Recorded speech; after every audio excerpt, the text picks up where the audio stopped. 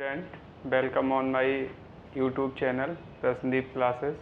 Today's our topic is lines and angle. तो इस topic में हम लोग डिस्कस करेंगे कि डिफरेंट टाइप के एंगल्स की बात करेंगे।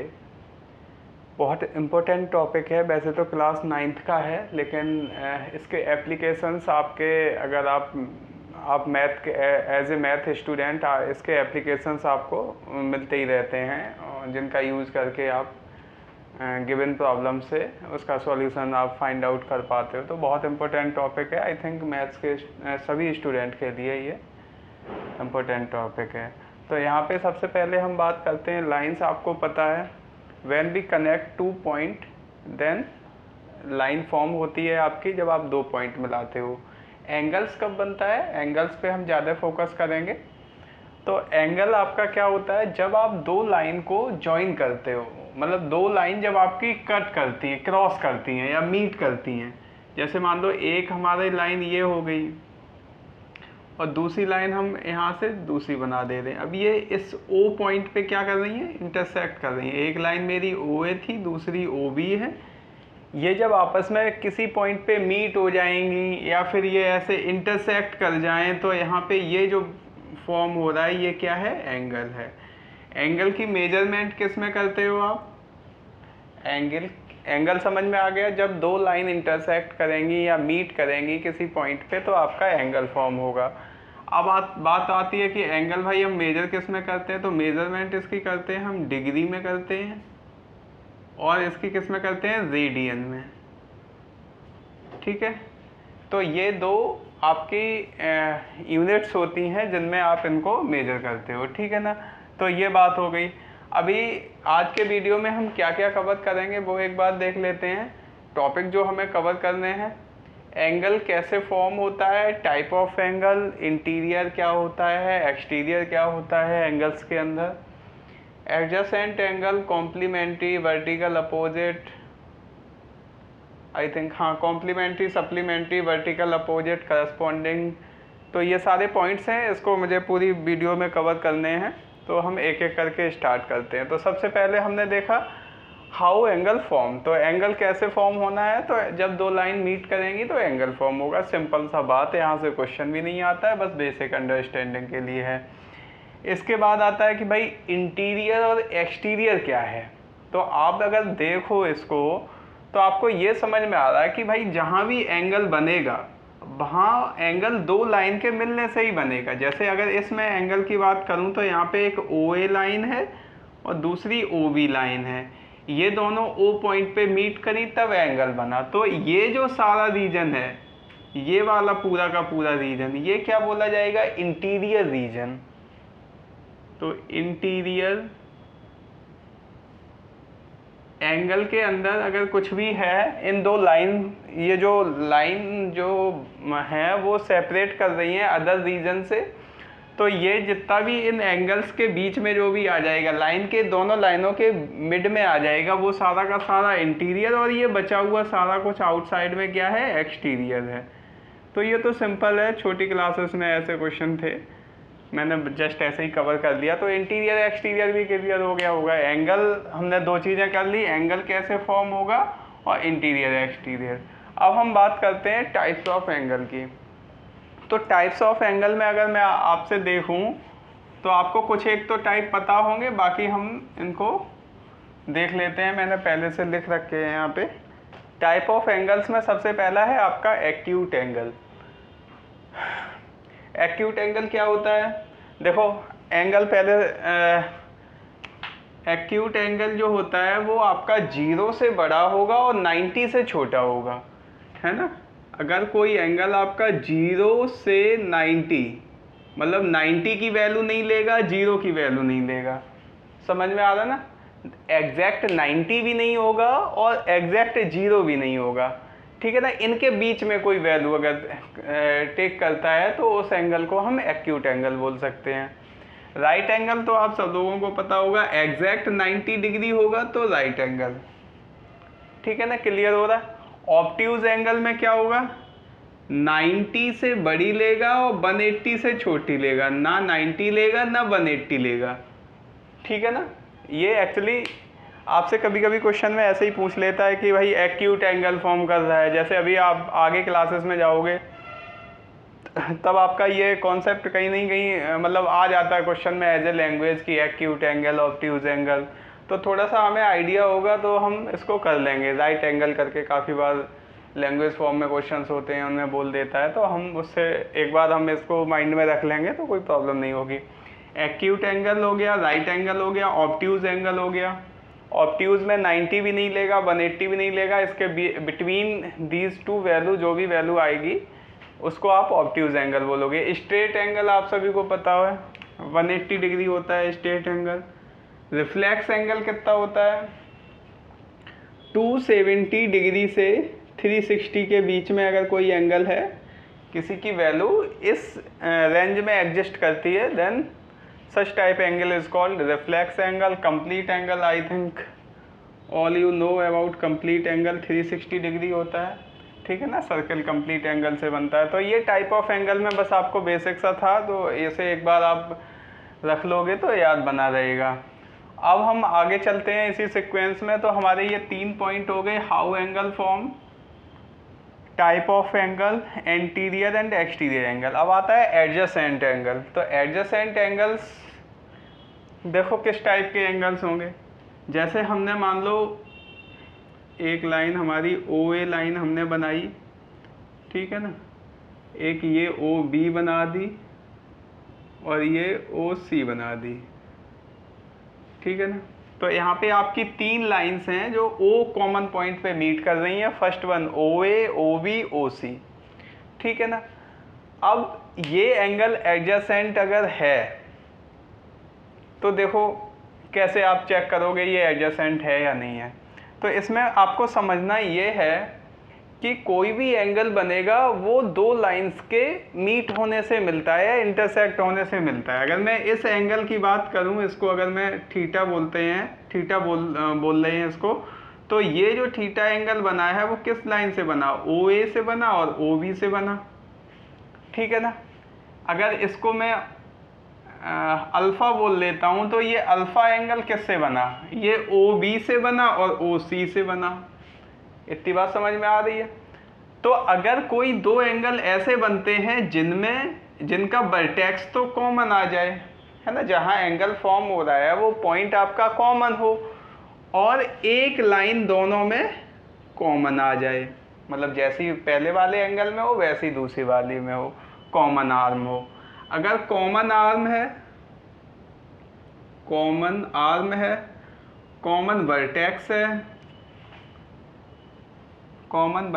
है, तो वो आपका कैसा हो जाएगा, एडजेसेंट एंगल हो जाएगा। एक बार इस एंगल को लिखना हो सीखो। ये थीटा एंगल कैसे लिखेंगे बेटा, एंगल की मेजरमेंट करते हैं एंटी क्लॉकवाइज डायरेक्शन में। तो क्लॉक आपकी 12 से 1 पे ऐसे रोटेट होती है, एंगल कैसे होगा, इसका अपोजिट ऐसे रोटेट होगा, ठीक है ना। देखो तो ये एंगल इस तरीके से आप मेजर करोगे तो कैसे बनेगा, AOB, जहाँ पे एंगल फॉर्म हो रहा है वो पॉइंट आपका मिड में होगा। तो थीटा को आप और कैसे रिप्रेजेंट कर सकते हो, AOB। ऐसे ही इस अल्फा को करने के लिए बताओ, जनरली एंटी क्लॉकवाइज ही चलते हैं, बाकी अगर गलत भी चल जाएंगे तो वो भी कोई ज़्यादा बड़ा इशू नहीं है। BOC, तो एंटी क्लॉकवाइज चलने के लिए इसमें कैसे चले, BOC, ये अल्फा की वैल्यू हो गई। तो आई थिंक इतना क्लियर हो गया होगा। एडजेसेंट देखने के लिए अगर कॉमन आर्म मिल जाता है, कॉमन वर्टेक्स मिल जाता है, तो एडजेसेंट एंगल भी देख लोगे।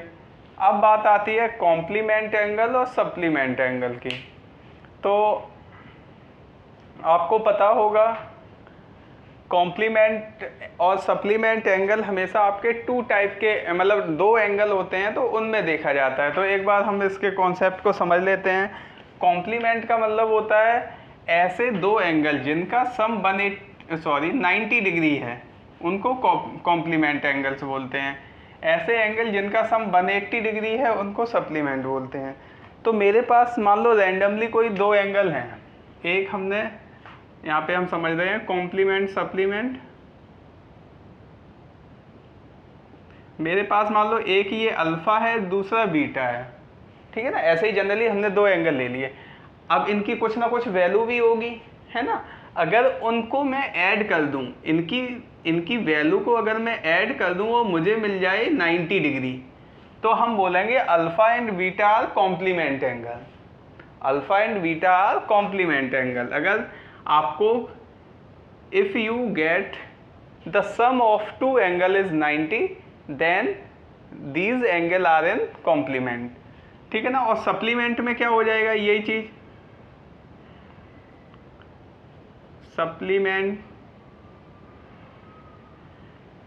सप्लीमेंट एंगल में क्या होगा, सप्लीमेंट एंगल में यही वाले दो एंगल, मतलब यही वाले का मतलब कोई से भी दो एंगल होंगे। जैसे मान लो एक हमने मान लिया थीटा और एक मान लिया बीटा, अगर इन दो का सम फिर से मुझे 180 मिल जाए तो ये दोनों आपके सप्लीमेंट बोलेंगे। तो हम तो इसको ऐसे लर्न कर रखा है, 90 180 तो हमने लर्न कर ही लिया।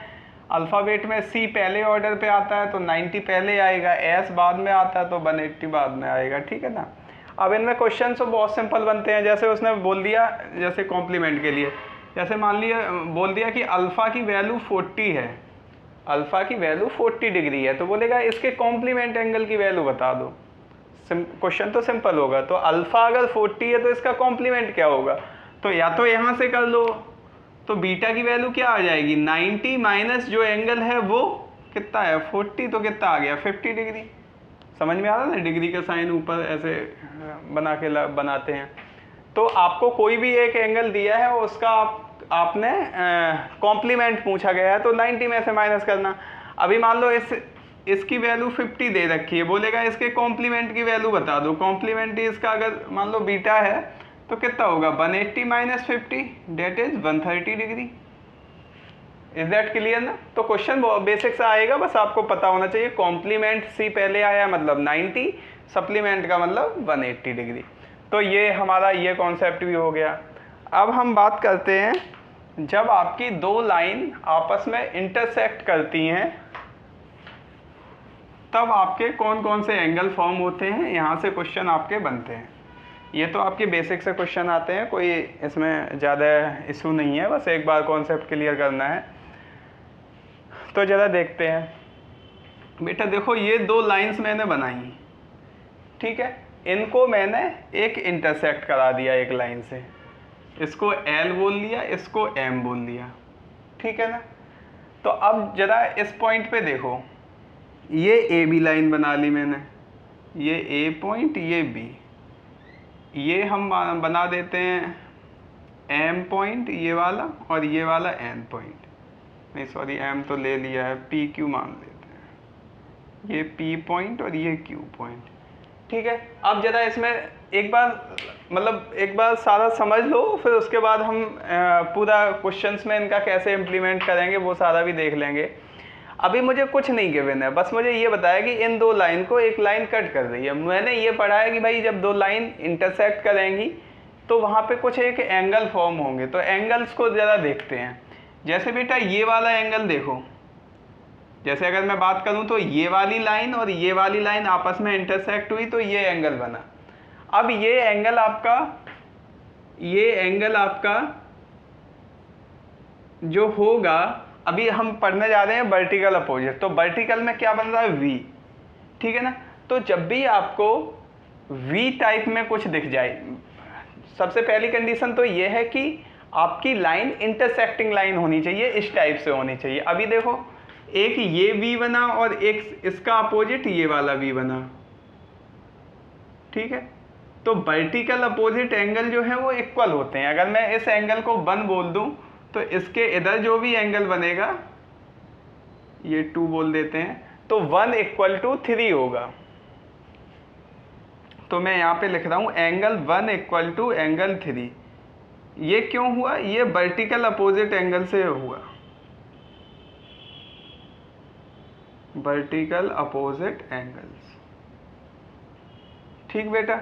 जहाँ अपोजिट V बन जाए, विक्ट्री वाला जो सिंबल होता है इसका अपोजिट बन जाए। तो देखो ऐसे V बन रहा है और फिर ऐसे V बन रहा है, कॉमन वर्टेक्स पे उसका मिरर इमेज अगर आपको मिल जाए तो आपका क्या हो गया, वर्टिकल अपोजिट एंगल्स हो गए।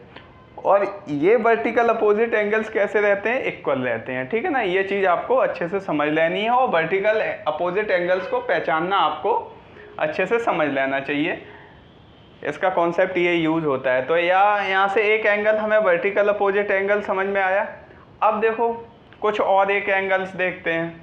जैसे ये मैं सारे पहले काउंटिंग लिख लेता हूँ, 1 2 3, ये वाला 4 5 6 7 और 8। ठीक बेटा, अब देखते हैं इसमें कौन कौन से एंगल बनेंगे। तो बेटा एंगल 1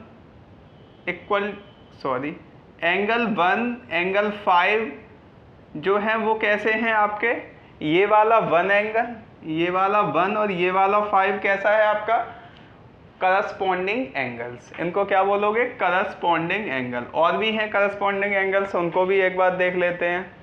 ये 6 वाला एंगल इस 2 के करस्पॉन्डिंग है, ठीक है ना, 8 वाला 4 के करस्पॉन्डिंग है। तो करस्पॉन्डिंग एंगल्स का मतलब है जो ये बताए कि इंक्लिनेशन, मतलब आप यार इनको ऐसे ही आप याद कर लो, ये दो क्या हो गए आपके करस्पॉन्डिंग एंगल हो गए 1 5, क्योंकि आपकी ये जो दो लाइंस हैं L और M लाइन है, इसको जो AB कट कर रही है, तो करस्पॉन्डिंग एंगल 1 और 5 हो गया, ठीक है ना। ऐसे ही कुछ और एंगल होते हैं, तो इनको मैं लिखे दे रहा हूँ, ये है करस्पॉन्डिंग एंगल, करस्पॉन्डिंग एंगल्स, ठीक है। अब इसमें एक दूसरा एंगल और आता है। वैसे आप 3 एंगल्स को मेरे समझ से आप याद रखो, कोई भी क्वेश्चन रुकता नहीं है वहाँ से। एक आपको वर्टिकल अपोजिट अच्छे से समझ में आ जाना चाहिए, दूसरा करस्पॉन्डिंग पहचानना आ जाना चाहिए, और तीसरा आपका ऑल्टरनेट इंटीरियर एंगल, ठीक है ना। इन 3 एंगल्स को अगर आप कर लेते हो क्लियर, तो उसके बाद आई थिंक कोई भी इस लाइन एंड एंगल्स वाले क्वेश्चन कोई बचेगा नहीं, सारे ही आप कर लोगे, है ना, अपना थोड़ा सा कॉमन सेंस लगा के। तो दूसरा एंगल जैसे ये बेटा 5 है और ये बेटा 3 है, 5 और 3 एंगल जो हैं वो आपके, ये 5 और 3 जो एंगल हैं ये आपके हैं ऑल्टरनेट इंटीरियर एंगल,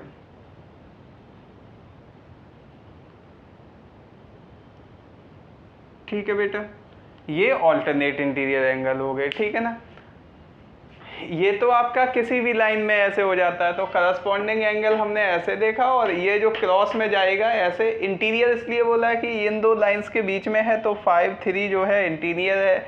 ऐसे ही 4 6 भी आपका इंटीरियर एंगल है, और बेटा 4 6 है ना, ये इंटीरियर एंगल बन गए। 3 5 4 6 1 5 करस्पॉन्डिंग है, 2 6 करस्पॉन्डिंग है, ठीक है ना, 8 4 करस्पॉन्डिंग है, 3 7 करस्पॉन्डिंग है, ठीक है ना। ऐसे करके इनको देख लेते हैं हम। अब बात करते हैं जब ये दो लाइन आपकी पैरेलल हो जाए, ठीक है ना।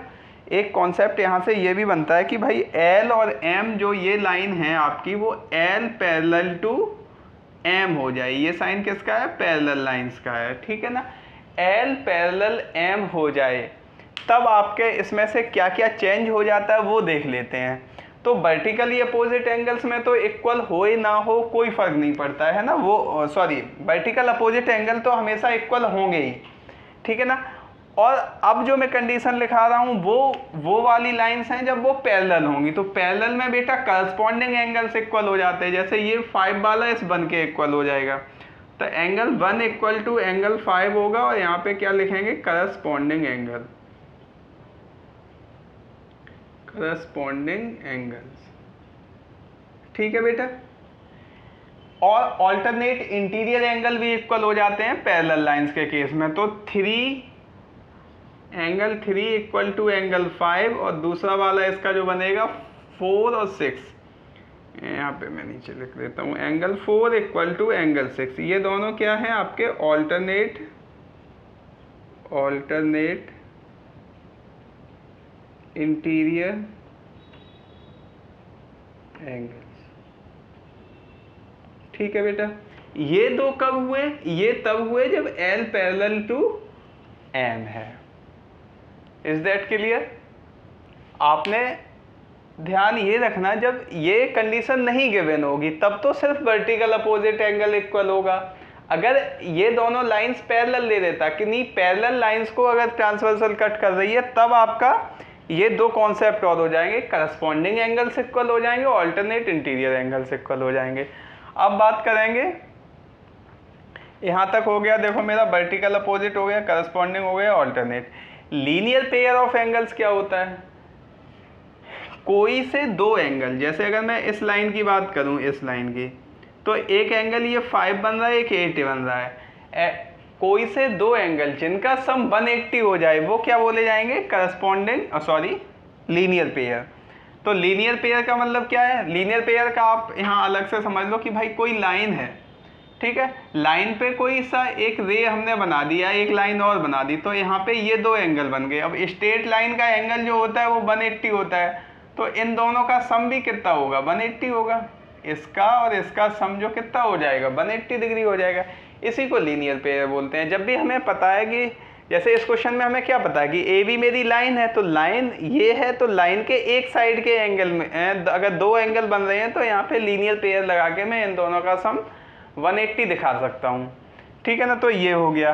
बाकी आई थिंक थोड़े से और कॉन्सेप्ट यूज हो जाते हैं कि sum of interior angle of triangle is 180 degree, sum of all angle of quadrilateral, sum of all interior angle of quadrilateral 360 degree. ये दो कॉन्सेप्ट और हैं, ये आई थिंक याद है, मैंने यहाँ पे लिख रखा है। ट्राइंगल के इंटीरियर एंगल का सम 180 डिग्री होता है, क्वाड्रिलेटर का 360 होता है, इनका भी यूज हो जाता है। अगर इतने कॉन्सेप्ट आप याद कर लोगे तो प्रॉब्लम कर लोगे। मैंने एक प्रॉब्लम भी यहाँ पे नोट डाउन कर रखी है, इसको यहीं पे समझ लेते हैं, वीडियो लंबा हो जा रहा है, तो नेक्स्ट वीडियो में इसकी कुछ और प्रॉब्लम्स देख लेंगे। अभी आप ये देखो बेटा, देखो ये आपको इस टाइप से एक फिगर दे रखा है। अब आपसे बोला गया है कि भाई मुझे ये बता दो कि ये x क्या होगा, ठीक है ना। और ये जो एरो बना रखा है ये बता रहा है कि ये दोनों लाइन पैरेलल्स हैं, तो ठीक है पैरेलल्स हैं। तो मैं क्या करूँगा, इस लाइन को एक्सटेंड कर देता हूँ।